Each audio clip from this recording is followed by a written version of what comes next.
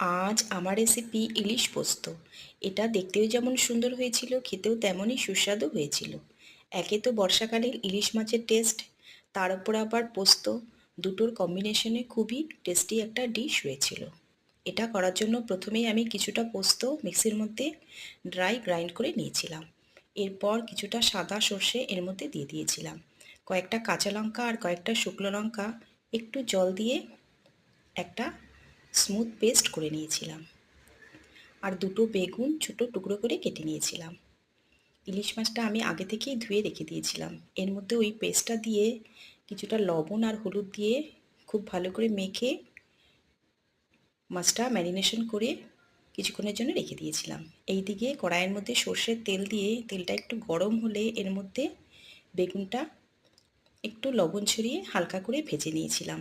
বেগুনটার কালারটা একটু চেঞ্জ হয়ে এলে বেগুনটা নামিয়ে নিয়েছিলাম। এবার ওই তেলের মধ্যে কিছুটা কালো জিরে দিয়ে ম্যারিনেশন করা মাছটা এক এক করে আমি ছেড়ে দিয়েছিলাম।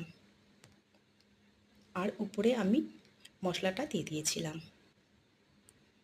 খুবই সাবধানে এক এক করে প্রতিটা মাছ আমি উল্টে দিয়েছিলাম। পোস্তটা একটু ভাজা হলে উপরে জল দিয়ে কিছুক্ষণের জন্য ঢেকে রেখেছিলাম। কিছুক্ষণ পর খুলে উপরে বেগুন ভাজাগুলো দিয়ে নামিয়ে নিয়েছিলাম।